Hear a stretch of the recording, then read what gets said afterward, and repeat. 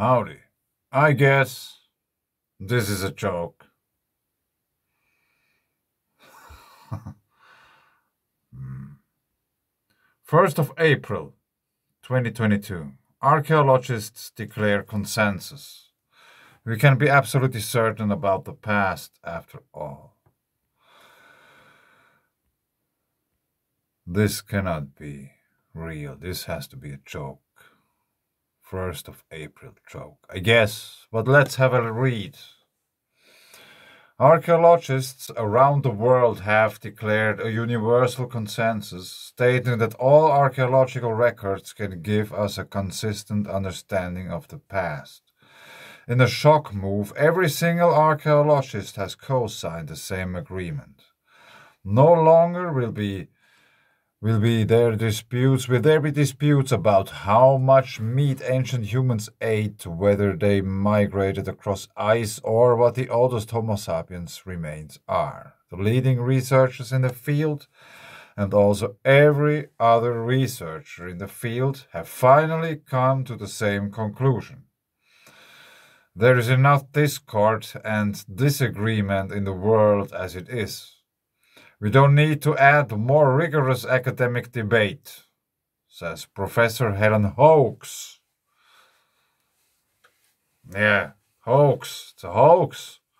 Deputy head of archaeology at the University of Eastern Australia.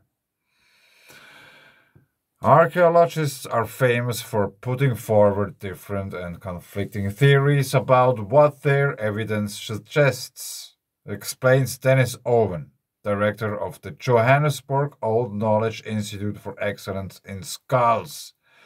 Jokies. But when we finally sat down and talked, we realized that almost all of these arguments stemmed from petty disputes on field trips. Limited and competitive funding, massive ideological differences, the publish or perish world of academia. All of that can be smoothed over by apologizing for waking up a whole tenth of time, even though you said you weren't a snorer.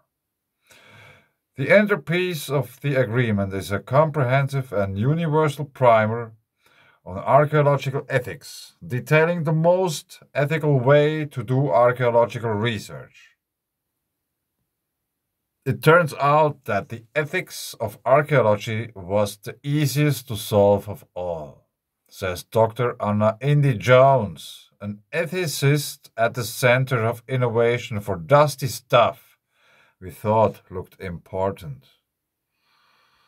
Everyone in the world places exactly the same cultural and spiritual significance in the past, and they all have the same codes for dealing with historic artifacts and ancient human remains. Jones would not provide any examples of these codes, saying it's all in the agreement, while gently edging out the door of the lab.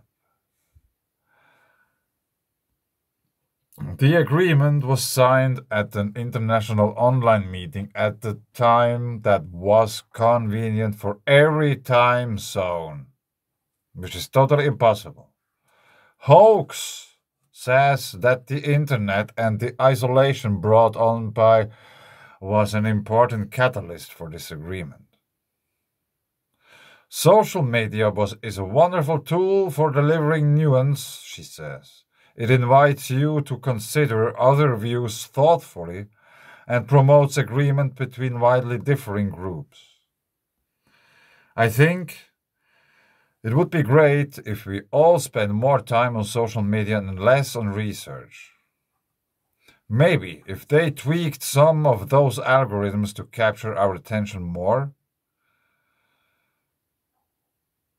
The archaeologists believe that their agreement is an excellent model for other fields of research, particularly paleontology, where gaps in the fossil record led to massive disputes on how to fill them. Sure, archaeology is by its very nature a field that's dependent on patchy evidence, says Owen. But just because we don't know something doesn't mean we should suggest different theories. Why do we get so hung up on facts? It's much more important that we all get along and have a happy day.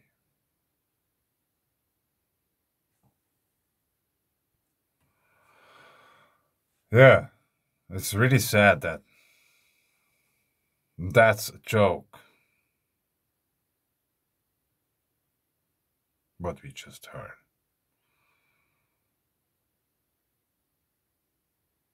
And I have actual proof for this being a joke.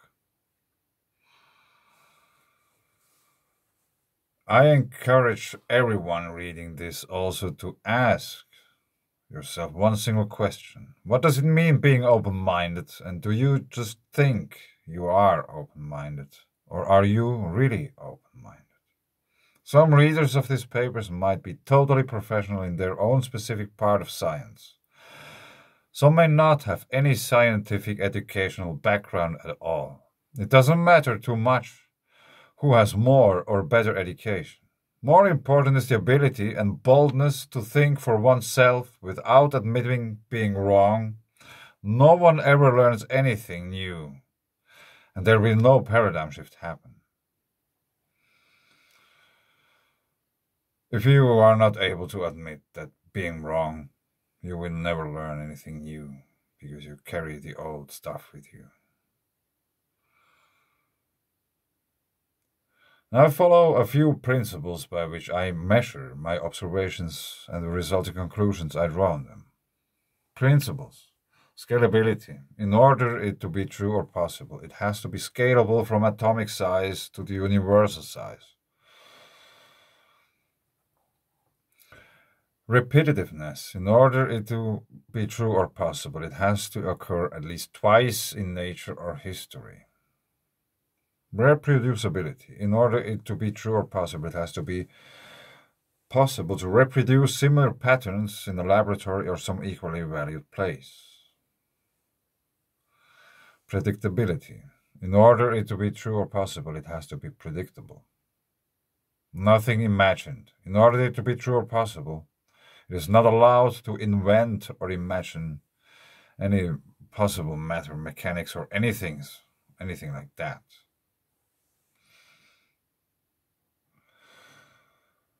And my paper came out some time ago, 3 or 4 months. I sent it to several people. With most of them, I have been in contact before the paper came out already. And no one ever said one single word about it. Nothing. No word from the Geological Institute, Heritage Institute.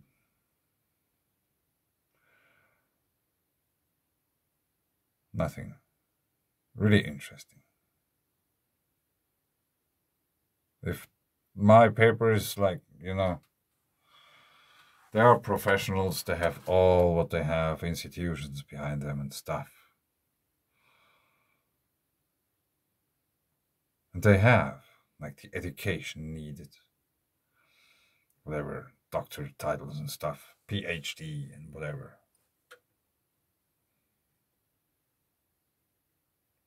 So you would expect it to be really easy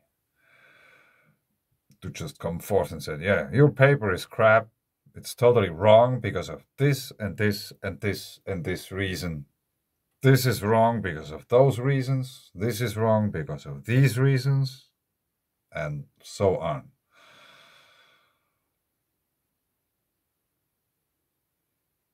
But it didn't happen yet.